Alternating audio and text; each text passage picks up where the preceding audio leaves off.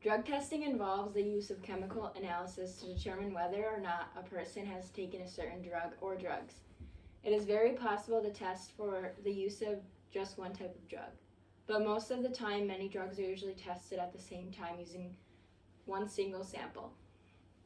There are several testing methods that are available that use urine, hair, oral fluids, and sweat.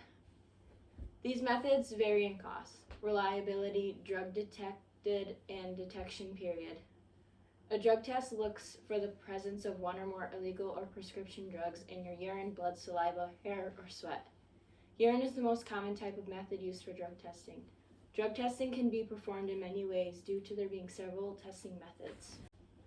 Drug testing may be used for employment, legal, or forensic purposes in sport organizations. Following the models that have been established in the workplace, some schools have administered drug testing. Drug testing in schools is a fairly new issue for the law system. Introduced during the 1980s and developed over time, the presence of testing students for the use of illegal drugs is slowly becoming a growing percentage of schools nationwide.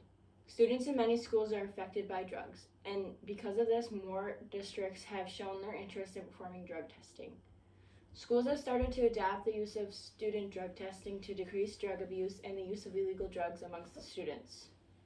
The hope with giving the drug test is to serve as a way to discourage students from doing drugs and for students to not give in to peer pressure to take drugs.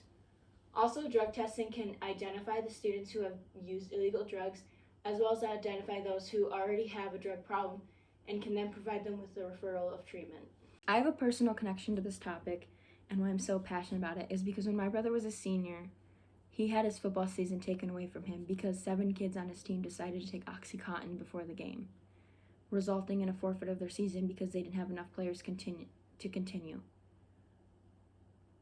Due to that, he couldn't get a senior night game. That is what most kids love.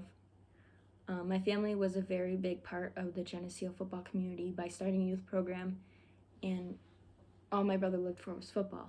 And because of that, the kids that didn't do anything wrong were more punished than the kids that did do wrong. The Central School District's varsity football season remains canceled. That was the message from the Board of Education to parents last night. The district forfeited the season because several players are accused of taking OxyContin pills before a game. Football players who are not involved in the alleged incident told the board that the decision to cancel the entire football season is unfair to those who did nothing wrong. Several parents of players not involved asked if there was any way that their kids could still take the field. Some even asked the board for an apology for students who came forward to coaches about their teammates' alleged drug use. If there was drug tests, maybe that could have been prevented and they could have had their senior year. But because there wasn't, they got their, favorite thing taken away from them, and it affects a lot of them to this day. Like, because of that, a lot of them, had a lot of issues, and, it was hard for them to play football again because they just got something so important to them taken away from them for doing nothing wrong. It is a privilege to play a sport and be part of a team. Drugs should not be an issue. Drug testing should be used in schools to test students, athletes of drug use. When a student joins a team, they are agreeing to commit to everything about the team, along with school expectations and guidelines.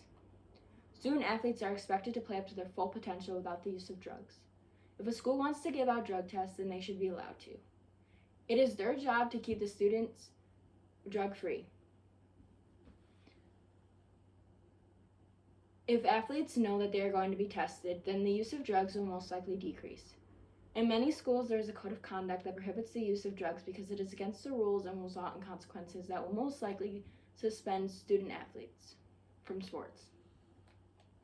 Students are aware of the rules and school policies, so they are taking it upon themselves and doing it at their own risk because they know the consequences.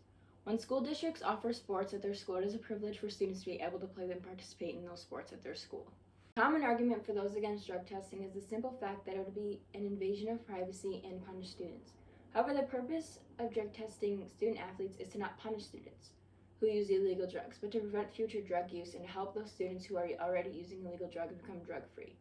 If a student does test positive for drugs, the school can keep performing follow-up testing to make sure that they don't continue using drugs. For students that have developed drug addiction, the school can give a referral that will be effective to them to begin the recovery process. The use of drug testing students athletes is not an invasion of privacy because the students are putting themselves at risk by making the choice of using illegal drugs. So in all fairness, if the schools have any reason for suspicion, then they should have every right to take action and get involved.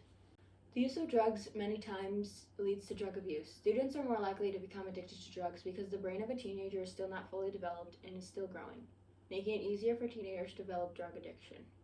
Due to many teenagers being very impulsive to seek satisfaction and to not think about the consequences of their action, they are more likely to be at higher risk when it comes to the use of drugs. Because the teenager brain is still developing, the ability to go back to normal after using drugs may be more difficult than those who are older and have fully developed brains, due to how much damage affect the brain. If students were drug tested in schools, then they would be able to get the help they need before it is too late and can very likely lead to lifelong addiction. Performing drug testing on student athletes has many benefits. The use of drug testing student athletes should be adopted and implemented throughout the nation to help prevent drug use, to limit students from becoming addicted to drugs later on in life. Also, the use of drug testing will limit students from being peer pressured into taking illegal drugs and promoting more awareness. When a school district wants to perform drug tests on students, they can decide what type of method would best fit for their school. Substance abuse prevention can be and should be viewed as a common concern of employers, employees, and students. Also, some advantages of drug testing in schools is that will, over time, give the school more protection and keep safe when drug use is decreasing. This will help lead to schools to become more drug-free, which the schools can then put into action in becoming a drug-free school. These were just some of the many benefits of performing drug tests on student athletes. There are many reasons for why drug testing needs to be performed on student athletes.